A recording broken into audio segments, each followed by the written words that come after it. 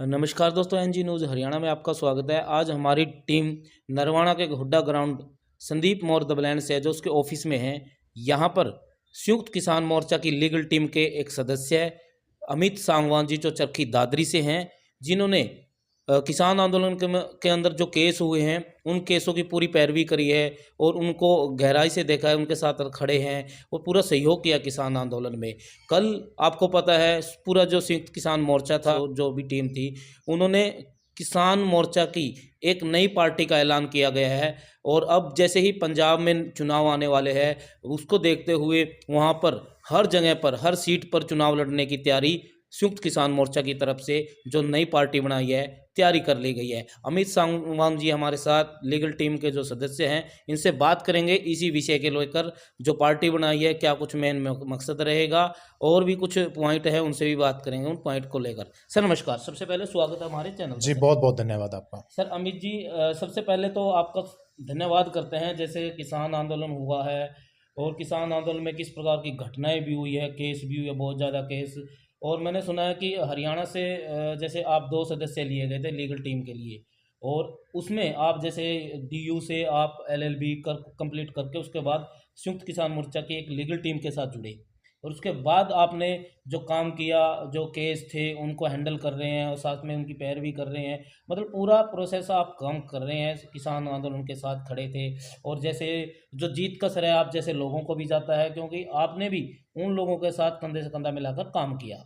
तो सर कल की बात करें तो जैसे संयुक्त किसान मोर्चा पहले कह रहा था जी कोई पार्टी नहीं बनाएंगे, कोई चुनाव नहीं लड़ेंगे, लेकिन कल एकदम से ऐसी क्या बात होगी, कल एकदम पार्टी बनानी पड़ी और फिर चुनाव की तैयारी भी कर दी और अब हर सीट पर चुनाव लड़ने की तैयारी बना ली गई। क्या कुछ कहना चाहेंगे नई पार्टी के विषय के बारे में? देखिए, सबसे पहले तो नरवाना के तमाम मेहनतकश किसान, मजदूर, व्यापारी, मजदूर व्यापारी कर्मचारियों को सुप्रभात। तो सबसे पहले मैं स्पष्ट कर दूं कि संयुक्त किसान मोर्चा कोई भी पार्टी नहीं बना रहा। संयुक्त किसान मोर्चा एक अराजनीतिक दल था। हम इस बात के ज़रूर पक्षधर हैं कि अभिव्यक्ति की आज़ादी है, सबको राजनीतिक पार्टी बनाने की आज़ादी है और चुनाव लड़ने की आज़ादी है।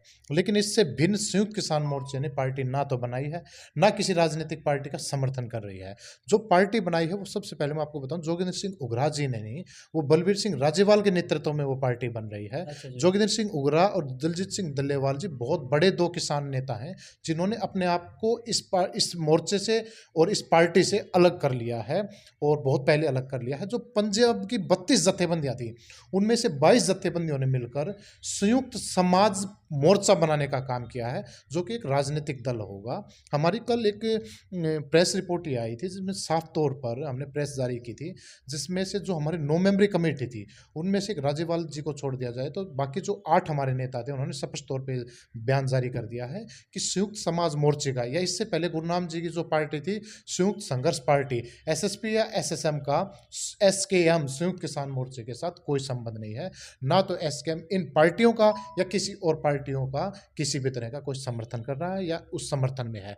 हमारा इन पार्टियों ने, चाहे वो गुरनाम चढ़ोनी की एसएसपी हो या इन 22 दलों का एसएसएम हो, इनको संयुक्त किसान मोर्चे में रखना है या नहीं रखना, इस बात का ये नीति तय आने वाली 15 जनवरी को जो संयुक्त किसान मोर्चे की मीटिंग दिल्ली में होगी, उसमें निर्धारित किया जाएगा, उसमें तय किया जाएगा। सर जैसे बताया जा रहा था जी, भाई किसान है जो समाज के आने वाली जो समस्याएं हैं उनको लेकर भी आगे आंदोलन करते रहेंगे।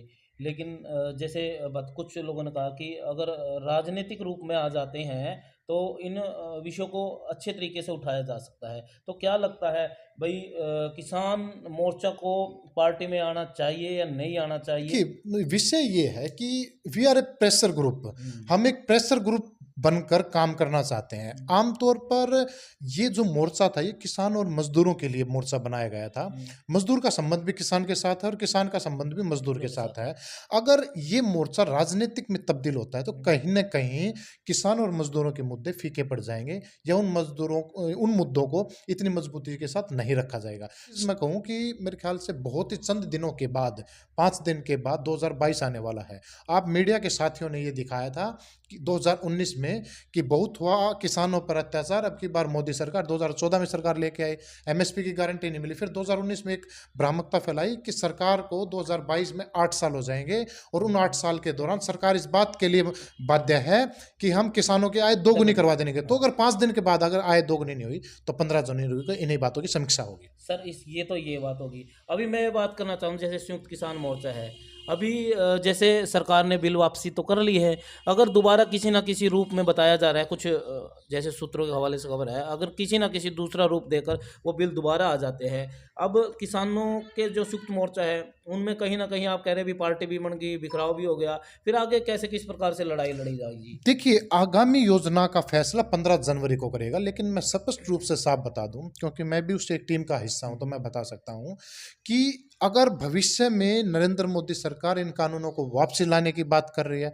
या इन कानूनों के पैरेलल कुछ लेके आने की बात कर रही है, क्योंकि आपने ठीक बताया कि हाल ही में जो कृषि मंत्री नरेंद्र सिंह तोमर जी का एक बयान आया था कि हमने एक कदम पीछे रखा है, इसका मतलब ये है कि हम कभी भी अपना एक कदम आगे बढ़ा लेंगे। तो हमने भी एक कदम पीछे रखा है। तो वे ट्रैक्टर, ठीक है, सब कहते हैं ना कि वे 5 लाख ट्रैक्टर और 20 लाख लोग भी वही हैं।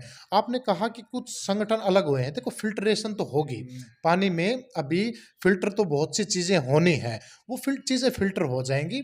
अच्छा है कि वो चीजें फिल्टर हों। जिनको राजनीतिक दल बनाना है, राजनीति में जाना है, उनको मुबारक, वो लोग राजनीति में जाएं, अच्छा चीज है। और जिनको किसान नीति से और मजदूर नीति से मतलब है, वे लोग इस मोर्चे में रहे। अगर भविष्य में ऐसा कुछ होता है तो मैं समझता हूँ इससे भी बड़ा दल, इससे भी बड़ा मोर्चा, संयुक्त किसान मोर्चा दिल्ली में बैठेगा। सर जैसे अभी आपने बताया अभी कल पार्टी बनाई गई है, ठीक है, और जो चढ़ूनी साहब ने भी बनाई है पार्टी, तो क्या अब इनका साथ देगा संयुक्त मोर्चा? देखिए, मैं समझता हूँ संयुक्त किसान मोर्चा किसी भी राजनीतिक दल, चाहे वो कोई भी बनाए, उस राजनीतिक दल का समर्थन नहीं करेगा। ये बात मैं आपको आज बता देता हूँ, आपको 15 जनवरी पर जाने की जरूरत नहीं अच्छा, एक और मेरी बात ये है सर, है। जैसे अभी अलग अलग पार्टी बनाने किसान आंदोलन में जो टीम थी, 40 मेंबर कमेटी थे, उनमें से जो भी बड़े नेता थे उन्होंने पार्टी बनाई है। हम्म। तो अगर दोबारा इस प्रकार की भविष्य में नौबत आती है तो क्या इनको, ये जो अभी अलग हुए हैं पार्टी बनाकर, क्या इनको दोबारा लिया जाएगा? देखिए, मुझे जहां तक लगता है कि 15 जनवरी की जो बैठक की समीक्षा इस बात का निर्णय कर पाएगी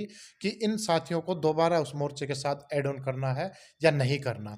मैं अभी कहना जल्दबाजी होगी, लेकिन 15 जनवरी को जहां तक मुझे लगता है वहां ये स्पष्ट है कि राजनीतिक दल राजनीतिक रूप में काम करें और वो भी किसानों की मांगों की बात करें, किसानों के हकों की बात करें, और अराजनीतिक दल अराजनीतिक रूप से मांग करें और किसानों के हक की बात करें। हमारा जो स्टार्टिंग जो प्रोटोकॉल और जो डेकोरम था, जो प्रिंसिपल थे, जो हमारी आइडियोलॉजी थी, वो संयुक्त किसान मोर्चे को अराजनीतिक रखने की थी। हम उस पर बाध्य हैं और वो रहेगा। जो पार्टी बनाई है जैसे अलग अलग संगठनों ने, तो पंजाब में इलेक्शन में क्या असर इनका दिखाई देगा?